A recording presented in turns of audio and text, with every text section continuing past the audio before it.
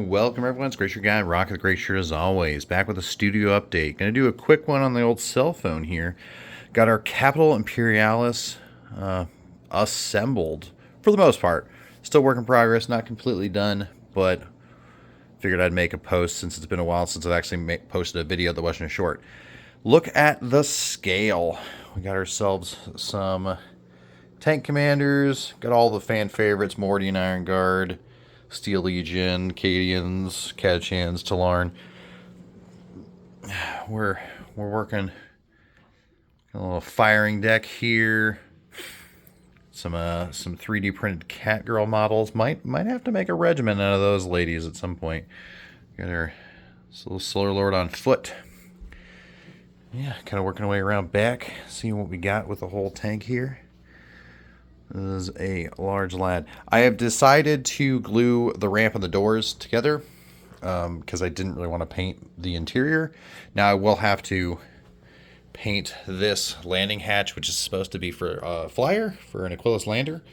I could fashion some plastic card door right here that looks similar to these, but I didn't want to snap these off or anything, so I'm probably just going to leave this open and just paint the inside with airbrush. Probably just going to make it all gray with like, I don't know if I might be able to get the brush in there to paint the little arrows white. I'm not sure, but we'll figure it out. Good times. Huge model. All right, so let's kind of get into it. The majority of this, or all of this right now, is FDM. This is all filament. It's a 10 to 15% infill. It's Bamboo Labs. They're basic matte, so that kind of helps hide the layer lines a little bit.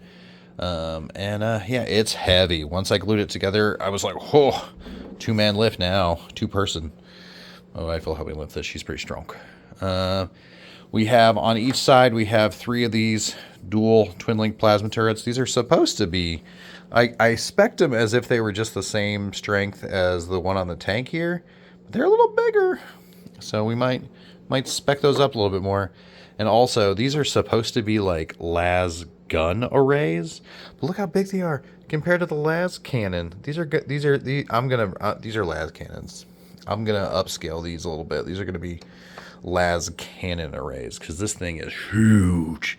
Also, this is a volcano cannon on the front. At least that's what it's supposed to be.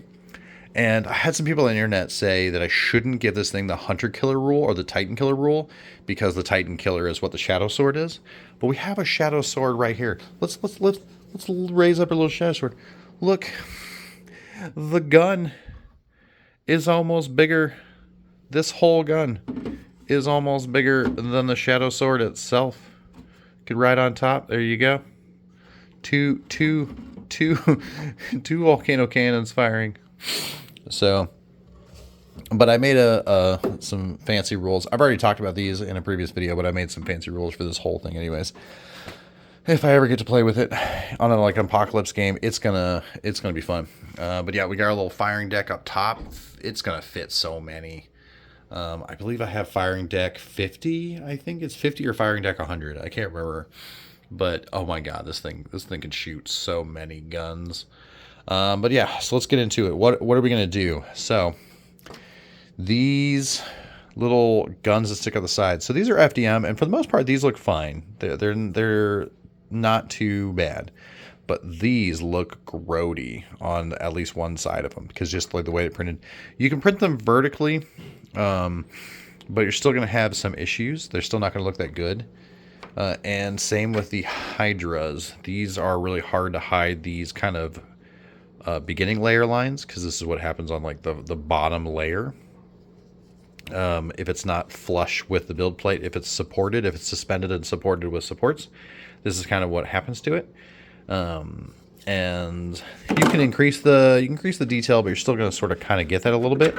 So what I've decided to do is I'm going to print the flat guns and these giant las cannons, which is going to be 12 on each side.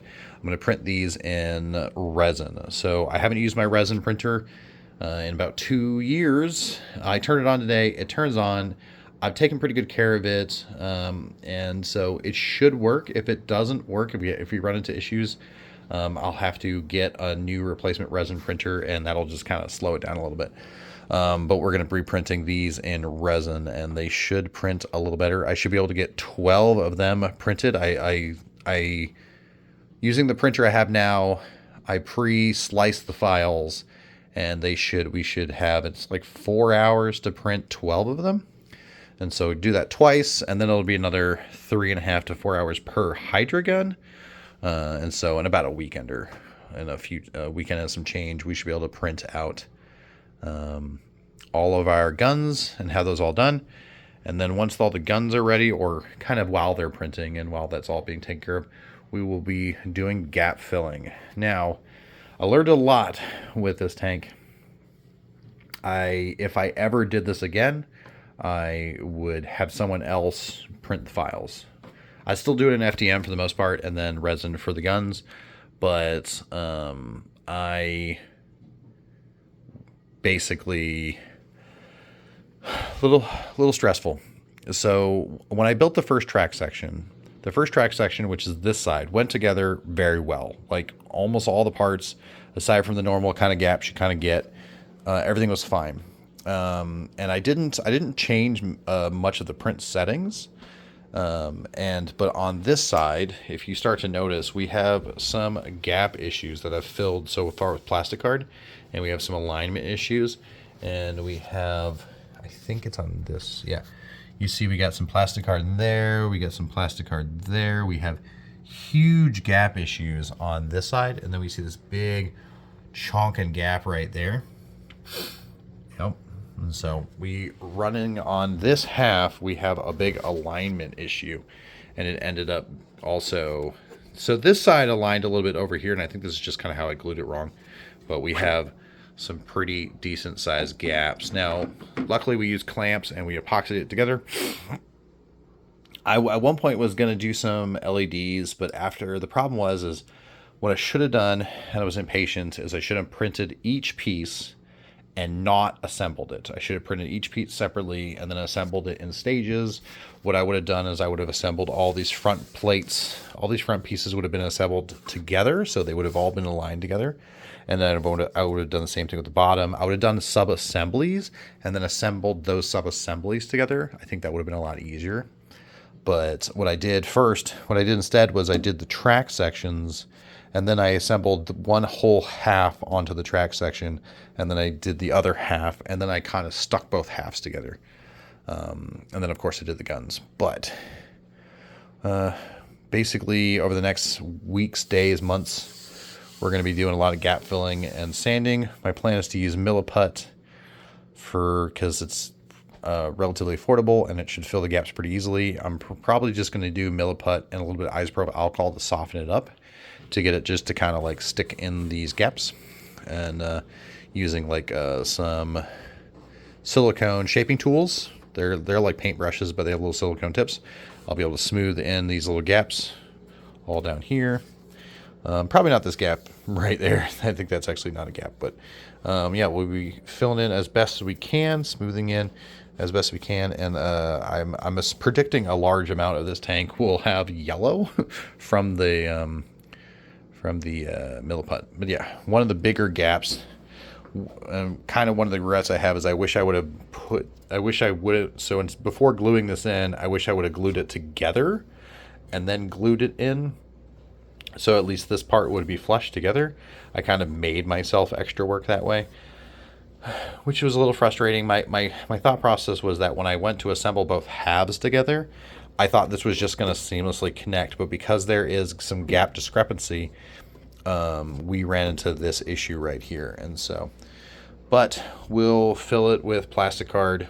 We'll stuff some plastic card in there until it fills it up, and then we'll use Milliput to kind of fill in the gap for the rest of it.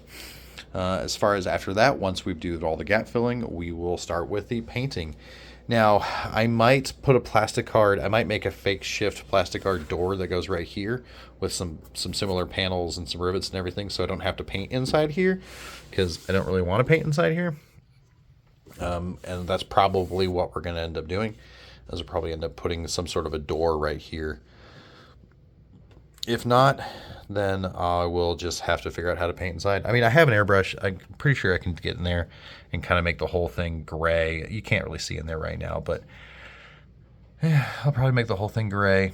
Let me see. Can I turn the light on? Oh, yeah, I can. So we'll probably just paint the whole thing gray and then maybe paint the little arrows. So, but yeah, that's kind of the studio update for the Capital Imperialis. As far as models that I finished painting recently, I finished painting the squad of Penal Legionnaire, or Cadian Penal Legion for like the old school Cadian models.